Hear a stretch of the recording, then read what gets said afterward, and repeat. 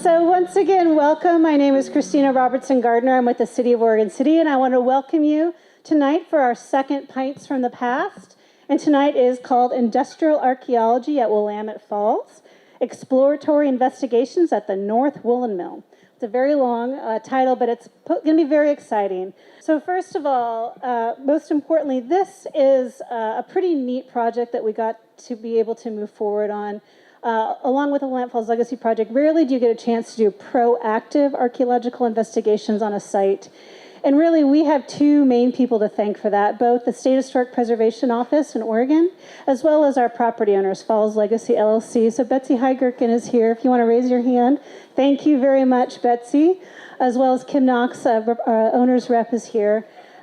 Those two forces came together and kind of agreed that we had an opportunity to look at the site, and specifically the Northern Woolen Mill, outside of what normally happens is when you have a development application looming and you need to do investigations as part of a permit process. And that's usually a short time period, whereas this we were able to kind of just do a test case of what we could find, and we had a longer time process. So thank you both to our major funders, the Oregon State Historic Preservation Office and Falls Legacy LLC. I'd also like to thank Heritage Resource Associates, our consultant on the investigation, and our lead speaker tonight, Rick Miner. Clackamas County Historical Society and the Oregon City Public Library put on these Pints from the Past. This is our second event, and they hope to have more historic presentations in the future at different venues throughout Oregon City. Let's see, as well as our great host, the Midway Historic Public House. Can we give a big round of applause for everyone?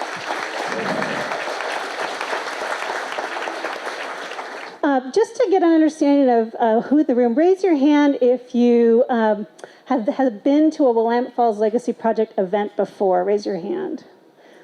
Raise your hand if this is the first time you've ever been involved in oh, yay, we love new people. Great.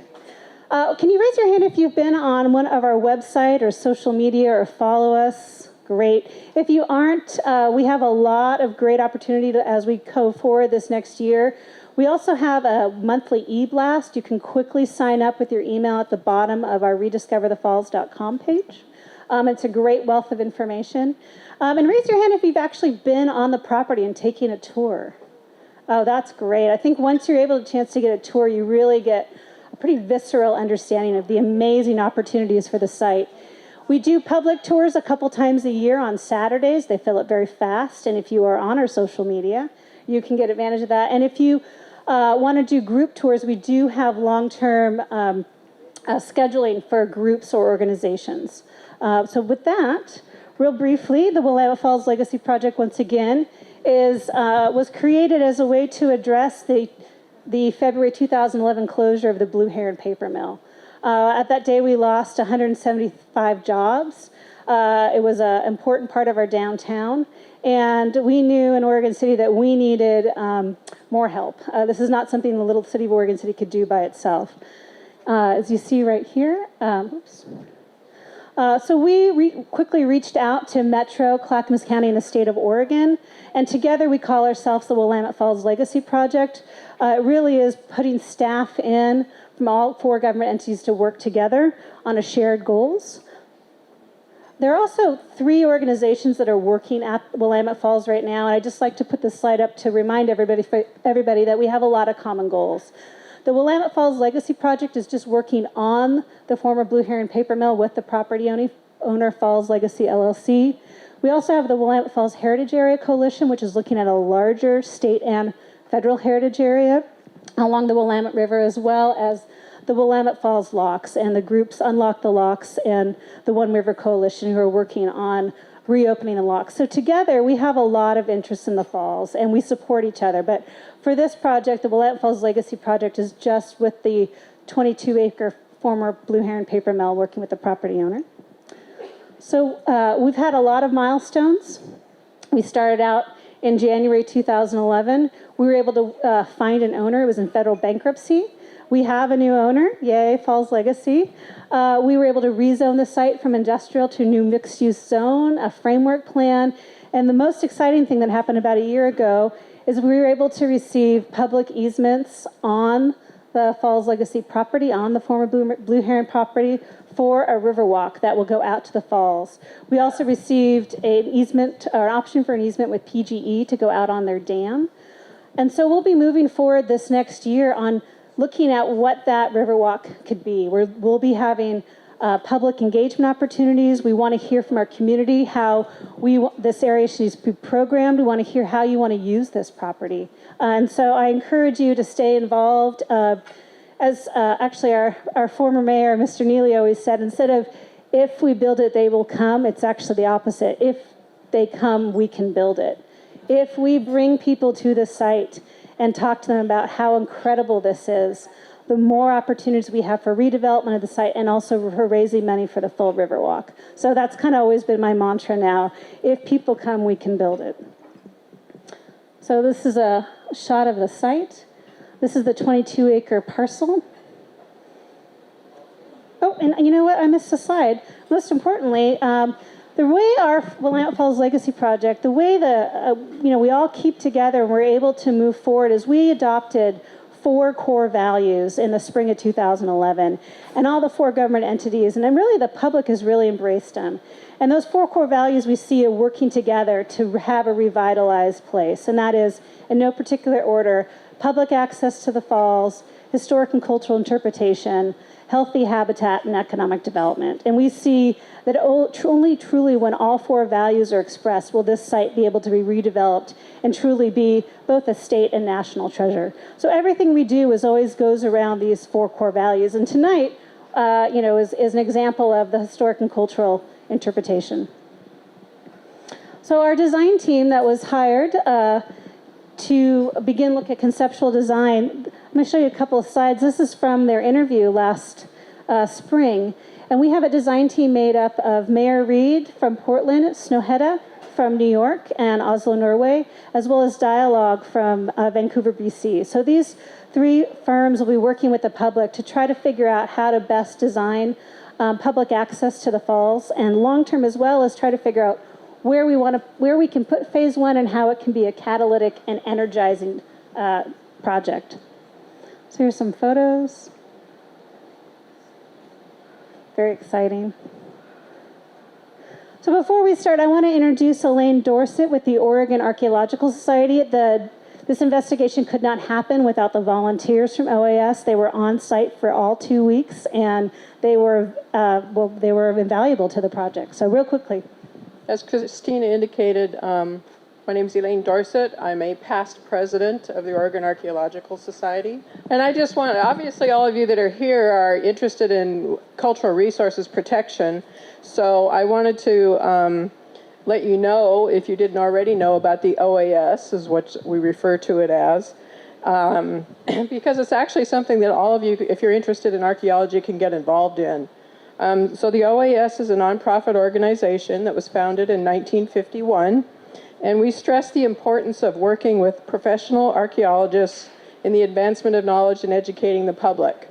So as far as our membership, we have both avocational or amateur archaeologists, and we also have a significant number of professional archaeologists in the organization also.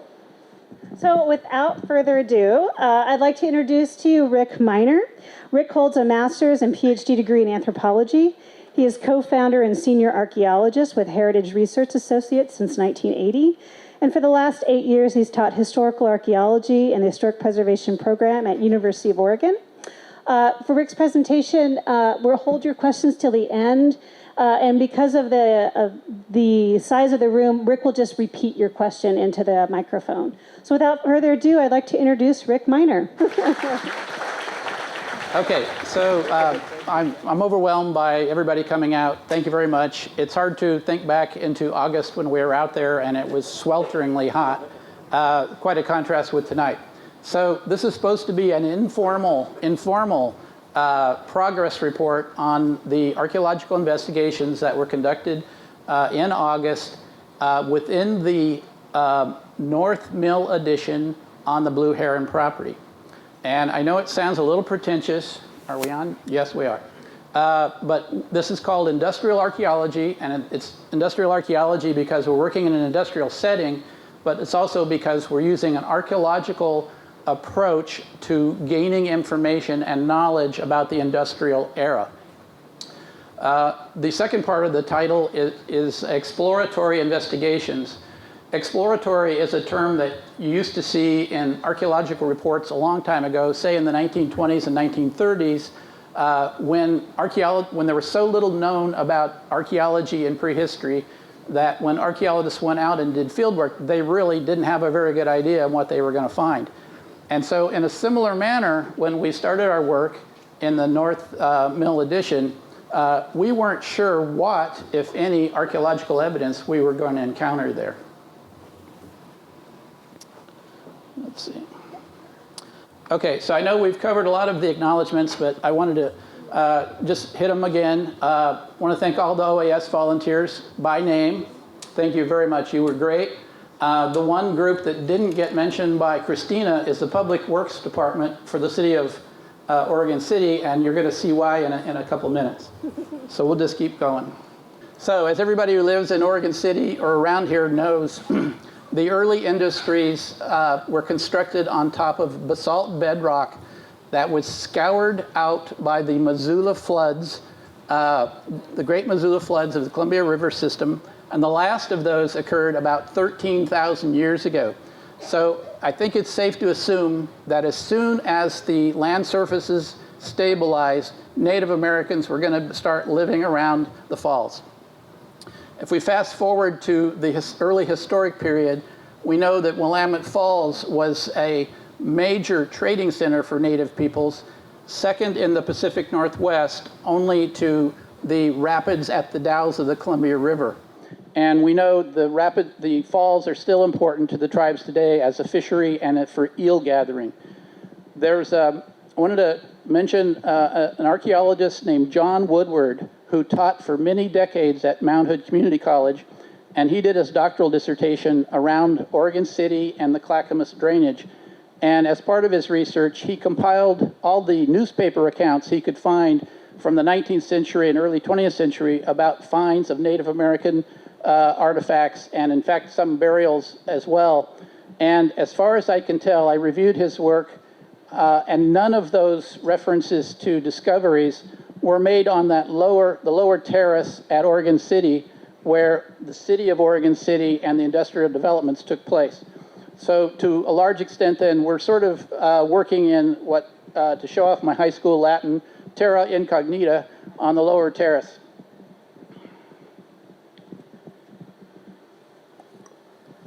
So looking at the intense development at Willamette Falls, the first question we have to ask is there really any archaeology there? Has anything survived? And by archaeology, I mean sediments or soil or dirt that contains artifacts and other cultural remains from past peoples. And the second question then is, given our opportunity to work here, what could we hope to accomplish with in a 10-day period with a volunteer crew doing manual excavations? So if you look at this, where the heck are we going to focus our work? So we decided to work in the area there of the earliest mills. And we sort of arrived at this after several tours of the property. And we didn't decide to dig there just because these are the earliest architectural remains and they're incredibly cool, but also because we thought we had a shot there of getting below the concrete into whatever sediments might be below and to determine if they might have archaeology in them. So if you've been out there, there's the two mills. The original mill has a roof over the top, and so it's pretty dark in there. So we decided to focus on the North Mill Addition, where we could actually see it's only half covered. So one of the things you may not know about the construction of these early industrial mills is that they involved a tremendous amount of earth moving and filling. And one of the best examples is called the Boot Mills in Lowell, Massachusetts, which is a National Park Service administered site now. And they actually rerouted the Merrimack River and constructed this canal through the area. in the process of building factories and worker housing. So I think you can see that the architectural style of our original Oregon woolen mill was very similar, and there was also a significant amount of filling involved in the construction of our mill here in Oregon City.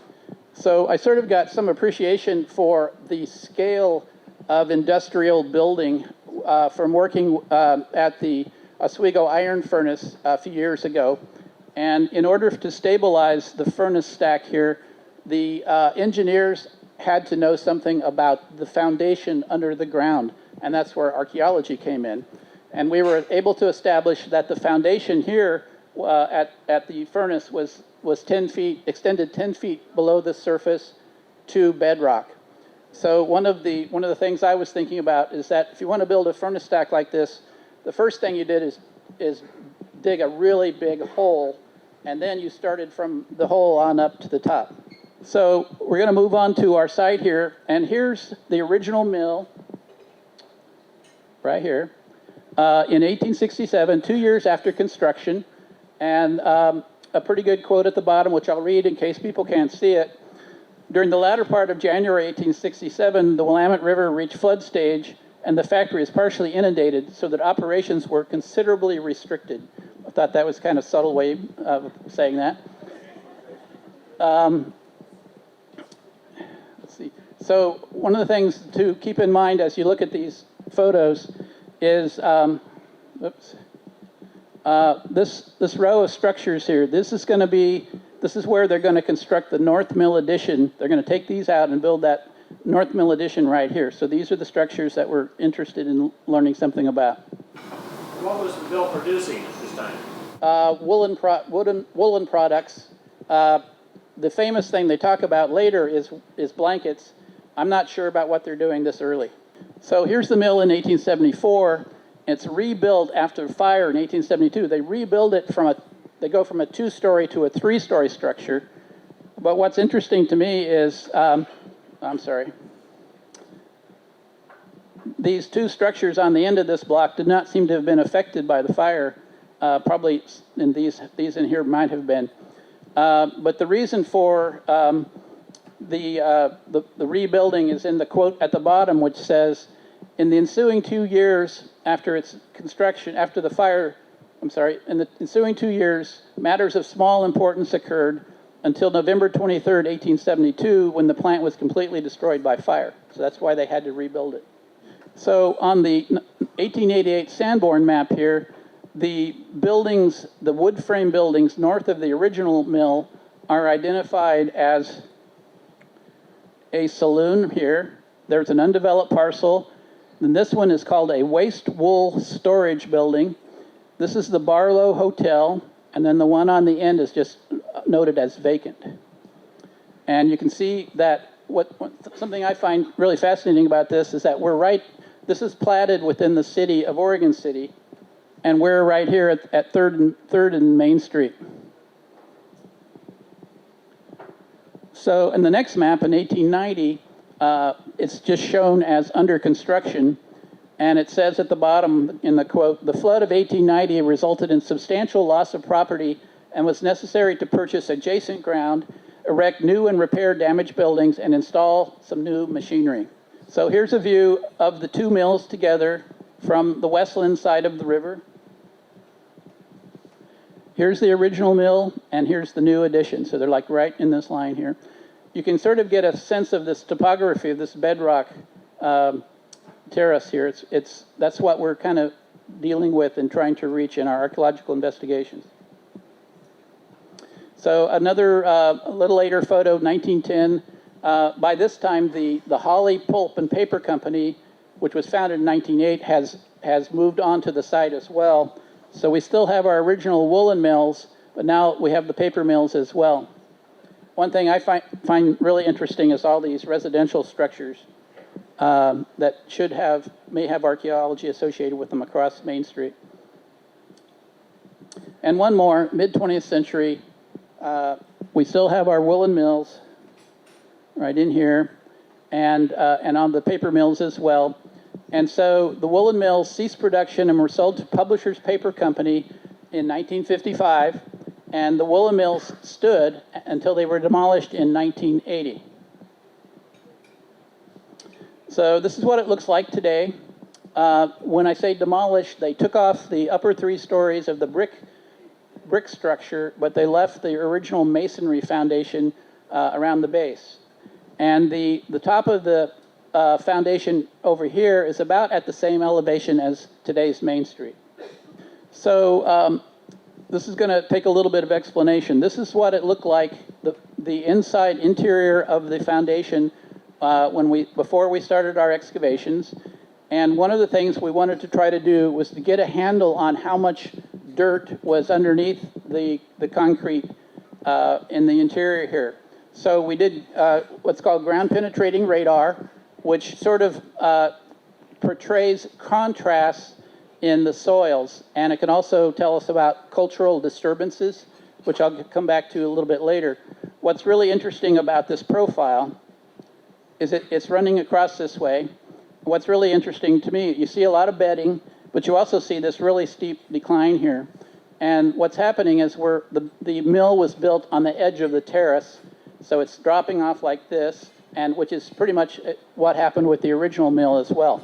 We'll come back to GPR in a little while. So our work began with documenting the foundation that had never been done before, and we brought in Noah Kerr, who was in my historical archaeology class, single most outstanding student I've come into contact with at the University of Oregon. He's now a doctoral candidate in the landscape architecture program. He did scale drawings of some of the wall sections. He also did a ton of photo documentation. So he also did a sketch of the floor, and I know that looks pretty interesting. What we wanted to document existing conditions before we get in and do any more damage. And here's the trench that I'll show you in a minute that we excavated. Just a couple of things of interest are the way that the windows are not directly across from each other, they're staggered. And that's an innovation in early factories to just let in more light. And then the other thing that was pretty cool that we didn't really follow up on very much is there's these footing stones here. And I believe these are natural flat-topped rocks which were put in, and then concrete now surrounds them.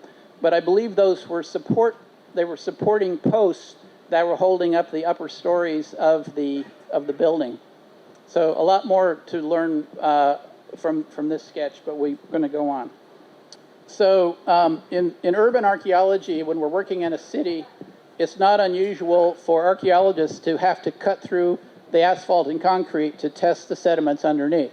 So I didn't think it was asking a whole lot to be able to do that here. Well, it didn't turn out quite that way. It was really tough. And so we can't thank the public works people enough. They made several trips here. And one funny thing that happened is they had just cut the base here, and it looked like they had got down to the dirt. And so they moved on, and I sort of took a shovel and dug it out a little bit. There was another layer of concrete down there, so I had to call them back. So again, can't thank them enough. So this is sort of a profile. This is what the concrete looked like. So massive layers. And one of the ahas, or something that I learned here, was I had assumed that the concrete surface was associated with the historic mill. No, I don't think so now, because there's actually a layer of metal mesh reinforcement in between the concrete layers. And I think we're thinking that that's like a post-World War II kind of development. So we're really thinking that the concrete floor was put in there after Publishers Paper got the property. And I'm going to stretch this out a little bit more. So they demolished the mill, and they're going, what do we do with this space? And they used the original mill for storage. That's the one with the roof over it. And then they used this as sort of just a parking area. It's in the middle of their industrial complex. And Noah, our historic preservation guy, pointed out that the old mills probably had wood plank floors because wood was abundant, easily repairable. So this is probably a later development. Fascinating, I know, concrete. So excavation process. We started our trench down here at the bottom about 3 meters from this common wall that was between the two mills. We didn't want to get too close to that wall. We figured it was very disturbed soil. So if they're building these walls, they're going to have to dig out a really big trench, and then they're going to backfill material into it, so it'd be disturbed. Started 3 meters up from there. The archaeological process is pretty straightforward. We're excavating in 1 meter squares. We're using trowels and whisk brooms and dustpans, shoveling it, put it in buckets, screening it through 1/8-inch mesh screen, and we started at the south end and worked our way north. So one of the things we wanted to do was extend at least one of the units deeper to see if we could hit bedrock. Archaeologists always want to get to something really solid. And so we started digging down here. This is David Minnick, I believe, digging in this unit down here. And we went as far as we could with manual excavations to about 1.5 meters below surface. And where we hit these basalt spalls, hit these basalt spalls sitting on a very compact surface. And we interpret these basalt spalls as the final products from finishing these big basalt blocks right before they're putting them into the walls. And that interpretation stems from what we saw at this Huigo iron furnace, where we found a lot of this stuff. So if you're thinking about, this is sort of like when they're making flint knapping an arrowhead and you get all these little chips. These people are flint knapping these large stone blocks and getting these big spalls. The other thing that's really cool about this unit here is these sloping strata. And we're thinking that, so this is about 3 meters from that common wall. And we're thinking that this reflects backfilling into that wall trench that they had to excavate to build that common wall. So the bottom lines say basalt spall detritus from construction of the North Mill Foundation resting on top of a compact silt layer called a fragipan. Okay, I did not make that up. That was from our geomorphologist, Kurt Peterson. I'll get to it in the next slide. But apparently it's a common feature for geomorphologists to see. Think of it as a compact silt layer. So the other way of thinking of it is if you think of the Great Basin lakes that are all the time filling and emptying and filling and emptying, and you get this really solid hard pan kind of layer. Archaeologists call it a hard pan. It seals off the deposits, and if you dig through that hard pan, which usually takes a backhoe, you often get into some really, really old artifacts, like many thousands of years old. So when we saw this fragipan, we're going, this could be important. So at this point, we had to make a transition from doing manual excavations with trowels because we were so deep, we couldn't go any deeper and be safe, to using an auger. And I'm standing there with the augering instrument there. And next to me, with his head down, unfortunately, is our geomorphologist, Kurt Peterson. So the auger, we use the auger to penetrate basalt spall debris and this fragipan to sample native soil from which 2 chert artifacts were recovered. Charcoal from 190 to 200 centimeters produced an AMS radiocarbon date of roughly 1,500 years before present. So the importance of the fragipan is that it separates off intact deposits from some overlying fill materials. We did not recover any historical materials below the fragipan layer. So for you geology geeks, here's our fragipan layer, and at about 1.5 to 1.7 meters, and then all of this is intact soil, and then we've got a radiocarbon date farther down below. So after we established that, Kurt went ahead and did systematic coring across the site because we wanted to establish the depth of the deposits over bedrock, and he was able to get to bedrock at about 2.2 meters, 220 centimeters, about halfway down the trench. So the first auger hole that we dug got to 2.35 centimeters, 2.35 meters. The second one was 2.30 meters, and then this one is 2.2 meters. So you might think that we've got some slope going on, but if you looked at the photos of the bedrock, you know it's going up and down like crazy. So we systematically cored the rest of the trench. So one of the things that we're looking for, besides artifacts in fill, which we're finding, are what we call cultural features, such as privy pits or trash pits. Before municipal collection of refuse, people just dug pits or used whatever hole was convenient to dump their trash. We didn't find any of those, probably because of the position of our trench probably wasn't conducive to that. But we did get this brick rubble feature here, which was underneath the waste wool storage building. And when we cleared it out, it looked like this. It was backfill into a pipe trench where they put a terracotta pipe.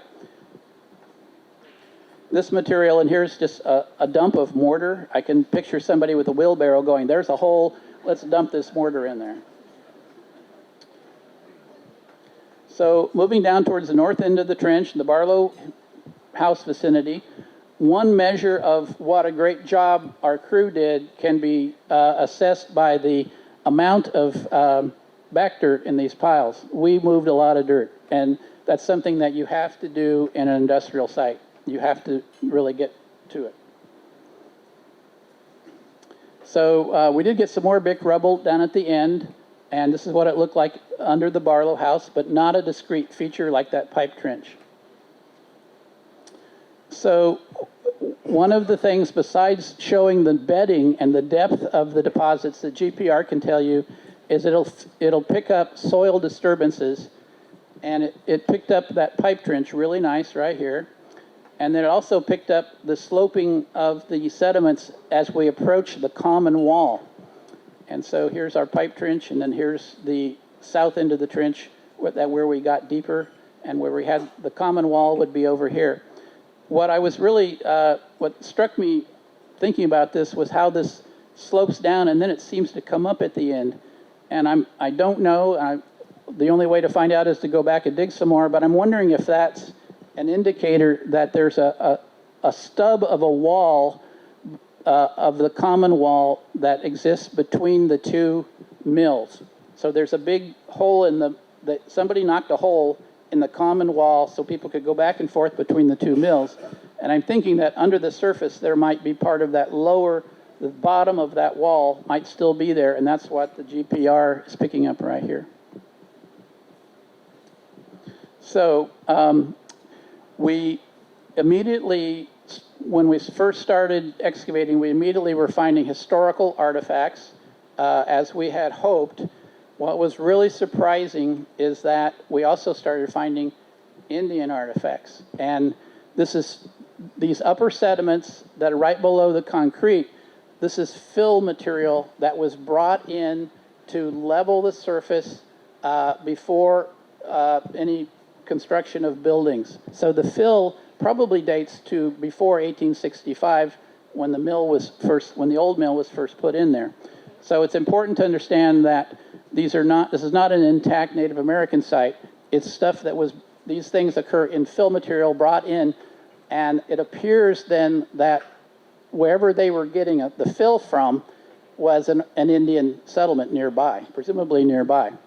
So we got several small projectile points or arrowheads, a perforated pebble, which might have been a net weight or something like that, just a couple of these larger cobble choppers. And then below down here are these two chert artifacts that we got below the fragipan.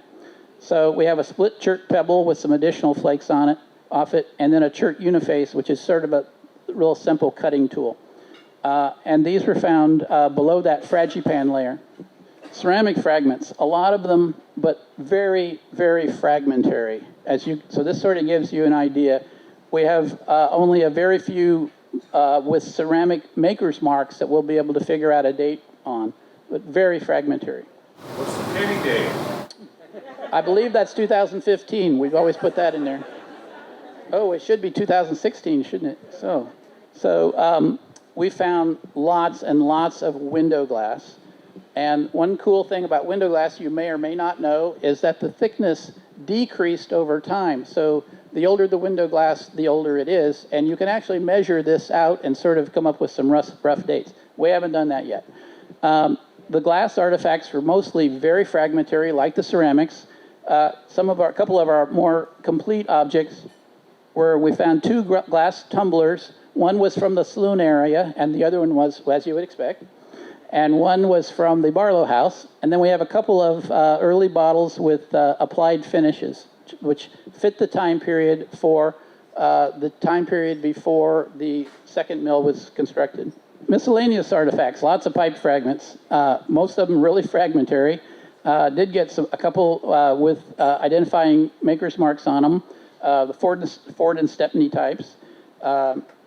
You know, it's always wonderful when you find a coin. We got an 1849 dime, kind of an unusual artifact, potentially earlier than some of the other stuff, is a really nicely made gun flint, which more commonly found at Fort Vancouver. And then a lot of different types of buttons. Here's a shell button. This is a rubber or composite button, and then these are glass buttons. So mill-related artifacts. We're thinking with these are from the carding machines. These are possible teeth. This is a big clump of them, and this is what they look like when you find them separately. We think this is also a different kind of carding teeth from a carding machine. Found quite a few straight pins, and these are clumps of burned material, which we assume is wool. We'll be identifying that. Actually found a fair number of pieces of this material, and we're thinking this could be from that 1872 fire. So wrapping this up, we asked at the beginning if there was any archaeology there, and I think indubitably we've shown that there is in fact archaeology there. And we can look back on a lot of several accomplishments. We have the initial documentation of the North Mill Foundation. We've got the GPR survey to characterize the deposits. We've done systematic coring to establish the depth of the deposits over bedrock. We've got stratigraphy and a radiocarbon date establish the presence of a 60 centimeter thick prehistoric deposit. And we did manual excavations that recovered a mixture of prehistoric and pre-1890 historical artifacts from fill deposits under the floor of the North Mill. And again, this is the area that we worked in. So I think that's it. Okay, that's all.